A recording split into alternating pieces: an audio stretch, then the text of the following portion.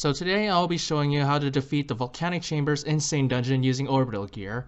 Now this is the second take of this challenge because the first challenge I used all of my skill points instead of how much skill points you would have when you first go into the dungeon. Now this challenge wasn't as difficult as it was before because I was still learning the dungeon at the time. I don't know if the video shows, but I was just going trial by error and taking every situation the way I thought it should be handled. So this video will be slightly different than my normal how to do this video because at the end I will be showing a thoughts and analysis process on how I took almost every situation. So this dungeon was quite difficult at the start, and with orbital gear you definitely need to take the time to learn the dungeon or just get carried however you please. But I will note that this dungeon is not possible with bad orbital gear, such as commanders or even gray alien. And heck, even green alien can't even beat it. You need a good pot legendary and a good pot armor to beat.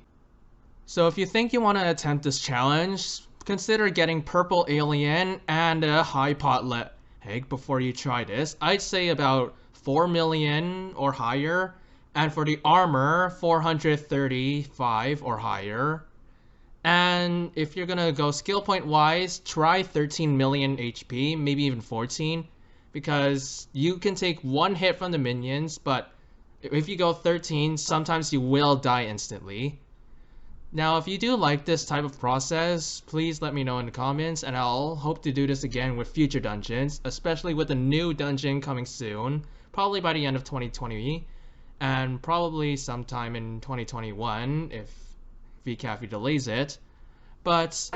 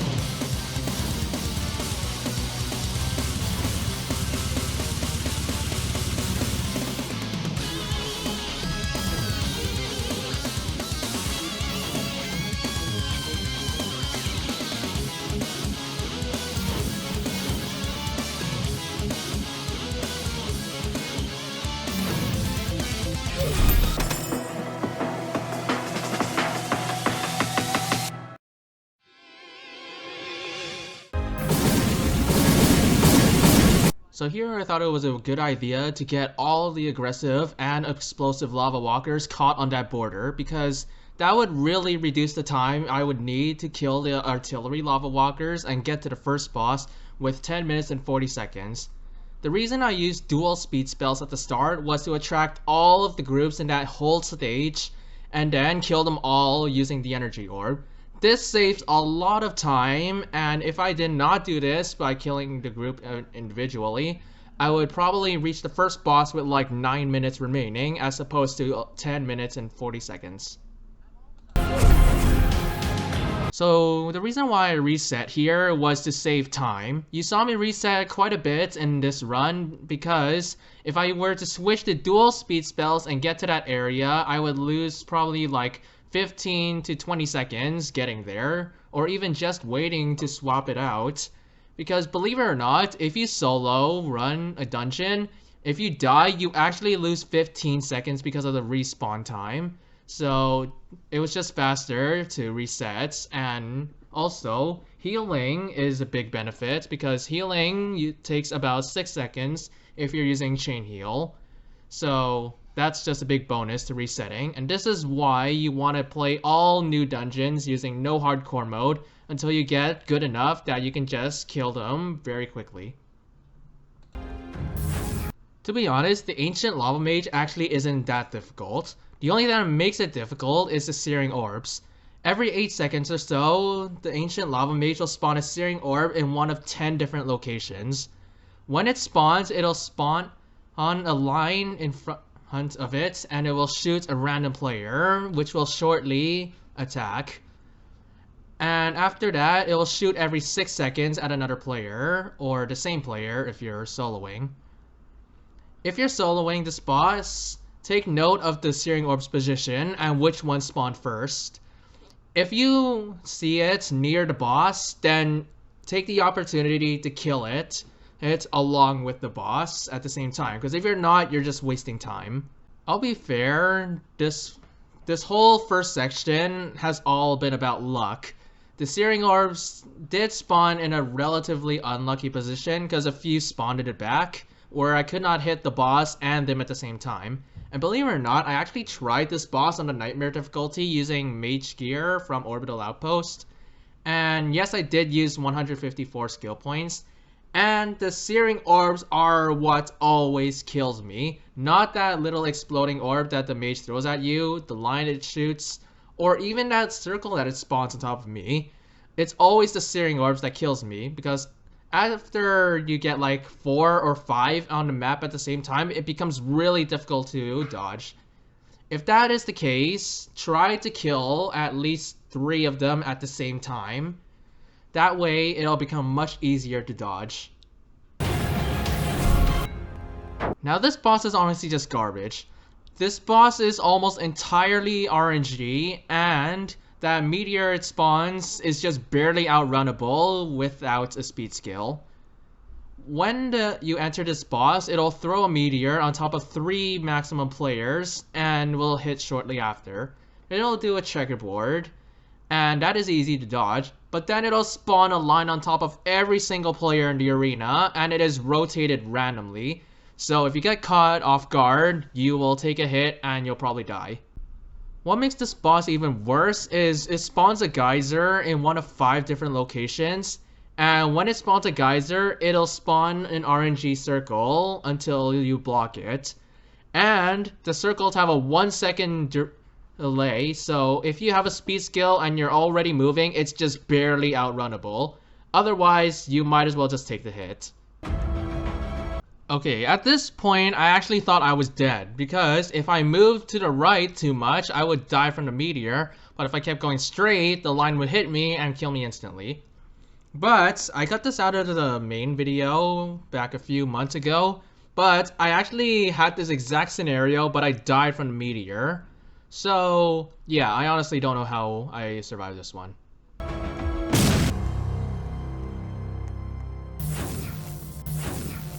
The way I tackle this section may be a little bit confusing, as to many people wondering why wouldn't I just attract all of them and just circle around. The thing is, that doesn't work unless you have a speed skill, because the red box that the aggressive lava walker spawns is orientated randomly. That means that I could either appear on the long side or the short side. And if I appear on the long side, it is just barely outrunnable with a speed skill. So I just didn't want to risk that, so I just decided I'd attack them both, and then I would get them stuck on the barrier where I can kill the explosive, and then just hunt around. This final section of minions is just like the first one, except your path isn't as narrow. What you would want to do in this section again is to just switch to your dual speed skills as soon as you respawn, and then after you back up from the group of aggressive lava walkers, then you would switch to dual energy orbs, and then you would just kill them all. And you would probably prioritize killing the aggressive and the explosive lava walkers first, because those are much faster and the artillery lava walkers have very dodgeable attacks. I know at least someone is gonna catch this in the comments, but I did not use the glitch on the Lava King. The reason for that is I don't think it's very necessary or manly to use the glitch, because I don't like glitch abusers, believe it or not. So I know this glitch has not been patched yet. I don't know if it will be patched in the later upcoming dungeon update, but a simple overview of how the glitch works is while you're outside the Lava King's area and it's attacking, if you wait long enough, then the orb will not spawn because it'll try to spawn an orb on top of someone inside the arena, but is unable to, so that means the script will break. Now I know a simple fix for this, believe it or not, but I will not tell you how. Something I will say about this boss though is it is only RNG heavy on the lava wall, because when that wall comes up, it spawns a bunch of random lines until it comes down, and they are orientated and positioned randomly inside the arena. So either you could get trapped somewhere, or you would just be left with a big open space. So yeah, that's really this boss in a nutshell. This was just unlucky. The line just spawned on top of me and on the long side, so I couldn't outrun it if I kept moving forward, and if I moved right, I would die from that sprinkler or sun attack. So I just had to take the hit. I knew I died instantly, but since I had so much time, I could afford it. Now, if I moved right, I would have probably survived, but I always move left, and once you make that decision, you cannot really go back unless you have a speed skill or you're just lucky. I'm not sure if anyone will catch this before they watch this, but the glitch actually kind of happened, but it was unintentional. What happened was when I died and while I was dead, the Lava King tried to spawn an orb on top of me, but was unable to, so it bugged out. I know people will say, you're using the glitch or you went on your word, but it's unintentional. You cannot stop that if you're playing on no hardcore. Now, I know people will ask, why don't you do hardcore? It's because resetting will cause a lot of time saves. So until you get the volcanic insane gear, such as the spells or even the armor, you should play on no hardcore until you get better gear, because otherwise you'll most likely not win. I should also mention that I do not abuse this glitch at all. I never used it in my solo runs intentionally. And believe it or not, people actually kicked me out of their lobbies just for not doing this glitch. Because when I just ran in, they were just like, oh man, this guy, he's not using the glitch, kick him out, he's not one of us. Well, guess what, people? You're actually a big wuss if you just abuse this glitch and just rely on it for defeating this boss. That means you don't learn this mechanic, you're incredibly lazy, and yeah. Okay, that was actually really dramatic. Sorry for those who are offended, but yeah, I just don't like people abusing this glitches and kicking me out for no reason, apparently. Well, anyways, back to the video. Some of you may be confused on why I just walked up to him, and to be honest, I actually just do that as a habit. I just always reset whenever I complete a dungeon, and that's just a habit. I just walked up to him. I knew I was gonna kill him with one more cycle, so I just figured I'd just do this for fun.